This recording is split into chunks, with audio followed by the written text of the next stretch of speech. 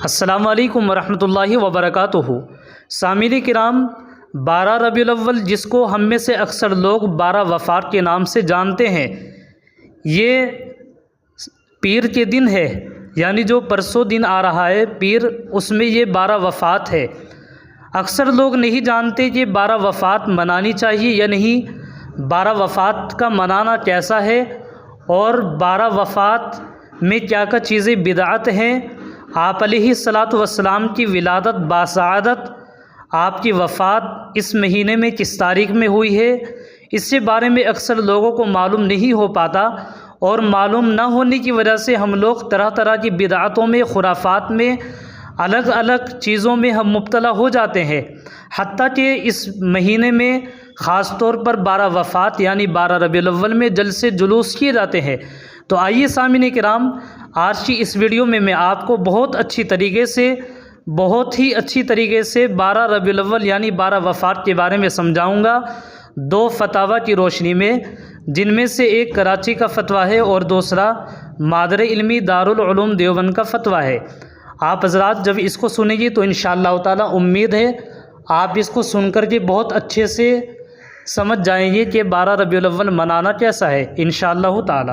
Video کو آپ آخر تک سنیے گا، اسکیپ نہ کریں، اور چینل کو سبسکرائب بھی کر لیجئے گا۔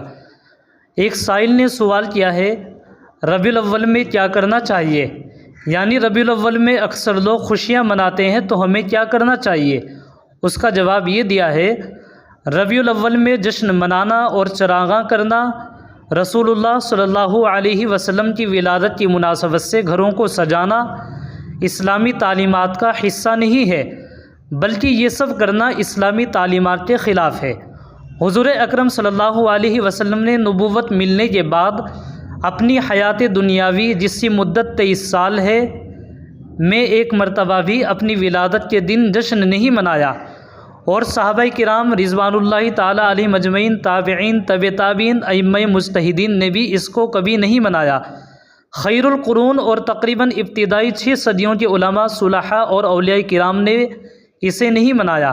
7ویں صدی ہجری میں ایک بادشاہ نے اپنی حکمرانی بچانے کے لیے عیسائیوں کی جانب سے کرسمس منانے کے مقابلے میں یہ سلسلہ ایجاد کیا، لہٰذا ربیع الاول میں ثواب سمجھ کر اہتمام سے چراغاں کرنا بدعت ہے۔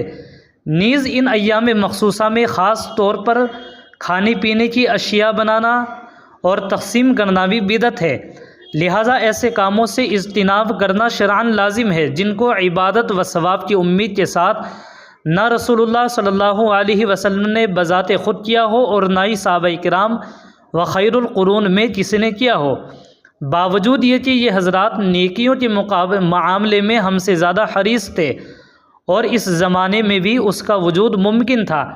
تو سامعین کرام، بہت سے لوگ ربیع الاول کے مہینے میں بہت ساری چیزیں گھروں میں پکا کر کے اس کو بٹواتے ہیں، تقسیم کراتے ہیں، یہ بھی ایک طرح کی بدعت ہے۔ آپ علیہ الصلاۃ والسلام، صحابہ کرام، تابعین، طبع تابعین میں سے کسی سے بھی یہ ثابت نہیں ہے۔ اگر اللہ کے رسول یہ کرتے تو تب تو ہم کر سکتے تھے، لیکن جب اللہ کے رسول نے اس کام کو کیا ہی نہیں، آپ کا قول فعل عمل نہیں ہے اس چیز پر، تو ہمیں اس چیز سے اجتناب کرنا چاہیے، بچنا چاہیے۔ نبی کریم صلی اللہ علیہ وسلم کو ثواب پہنچانا اگر مقصود ہے تو اس کے لیے کسی مہینے یا دن کا انتظار نہیں کرنا چاہیے، بلکہ کسی بھی دن جو میسر ہو صدقہ کر کے اس کا ثواب بخش دیا جائے۔ یہ نہیں کہ ربیع الاول کے مہینے کو ہی ایسا مانا جائے کہ اسی کے اندر خوب صدقے کیے جائیں، اسی کے اندر ثواب پہنچایا جائے۔ آپ علیہ الصلاۃ والسلام کا کسی ایک مہینے کو خاص کر لینا یہ بھی بدعت کے قبیل سے ہے۔ اسی طریقے سے لہٰذا ہمیں اپنے آپ کو اور دیگر مسلمانوں کو ان بدعات و خرافات سے بچانے کی کوشش کرنی چاہیے۔ اس ماہ مبارک میں ہمیں اپنی زندگی اور اعمال پر غور کرنا چاہیے کہ ہماری زندگی سنت کے مطابق بسر ہو رہی ہے یا نہیں۔ جن جن اعمال میں ہم سنت سے دور ہیں ان اعمال میں ہمیں سنتوں کی پیروی کی کوشش کرنی چاہیے۔ رسول اللہ صلی اللہ علیہ وسلم کے ارشاد کے مطابق جو شخص فساد کے زمانے میں سنتوں کے احیاء کی یعنی سنتوں کو زندہ کرنے کی کوشش کرتا ہے تو اسے 100 شہیدوں کا ثواب ملتا ہے۔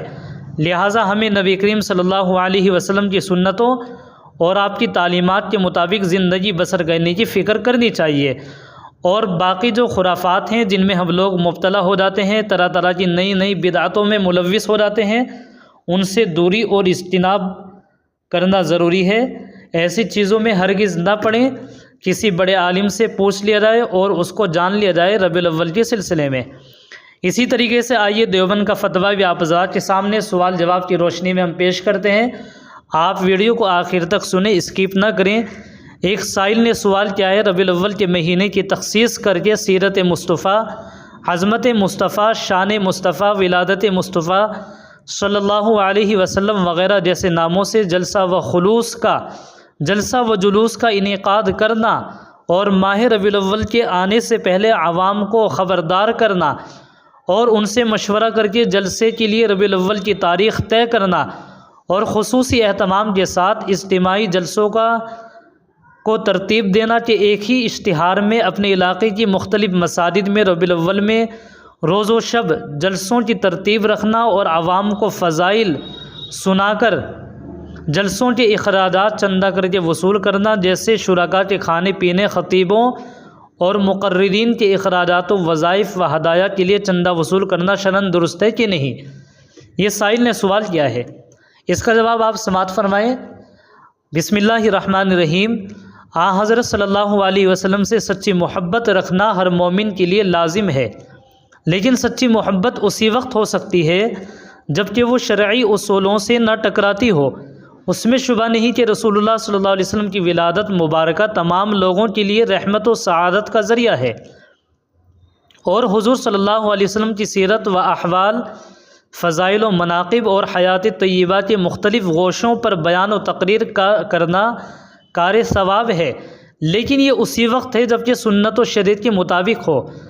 12 ربیع الاول کی تاریخ کو خاص کر کے میلاد النبی کے عنوان سے جشن و تہوار منانا، جلسے جلوس کا اہتمام کرنا نہ حضور صلی اللہ علیہ وسلم سے ثابت ہے، نہ صحابہ کرام اور تابعین اعظام سے۔ صحابہ کرام سے بڑھ کر سچا عاشق رسول اور جانثار کون ہو سکتا ہے؟ اس سے باوجود صحابہ کرام نے کبھی بھی اس دن 12 ربیع الاول کو عید اور تہوار کے طور پر نہیں منایا۔ یہ بات بھی قابل غور ہے کہ حضور صلی اللہ علیہ وسلم کی ولادت کی تاریخوں میں متعدد اقوال ہیں، لیکن وفات کی تاریخ اکثر مورخین کے نزدیک 12 ربیع الاول ہے، اس لیے اسے 12 وفات بھی کہا جاتا ہے۔ تو ذرا ٹھنڈے دل سے غور کریں کہ اس امت کے لیے رسول اللہ صلی اللہ علیہ وسلم کی دنیا سے پردہ فرمانے سے بڑا المناک سانحہ اور کیا ہو سکتا ہے؟ اس المناک حادثے کے دن کو عید اور خوشی کا دن قرار دینا اور ایک دوسرے کو مبارکباد دینا، نئے کپڑے پہننا، خوشبو لگانا وغیرہ کی سچے و محب رسول کو کیسے گوارا ہو سکتا ہے؟ لہٰذا اس متعین تاریخ کو جشن میلاد النبی کے طور پر منانا اور اسے باعث اجر و ثواب سمجھنا بدعت ہے۔ تو سامعین کرام، یہ دونوں میں نے آپ حضرات کے سامنے پڑھ کر کے سنائے ہیں، دونوں فتاویٰ۔ اب آپ حضرات اپنی رائے کمنٹس میں پیش کریں، اور آپ سے گزارش ہے چینل کو سبسکرائب کرنے کے ساتھ ساتھ ویڈیو کو آگے شیئر بھی کیجیے گا۔ جزاکم اللہ خیرہ۔ السلام علیکم ورحمۃ اللہ وبرکاتہ۔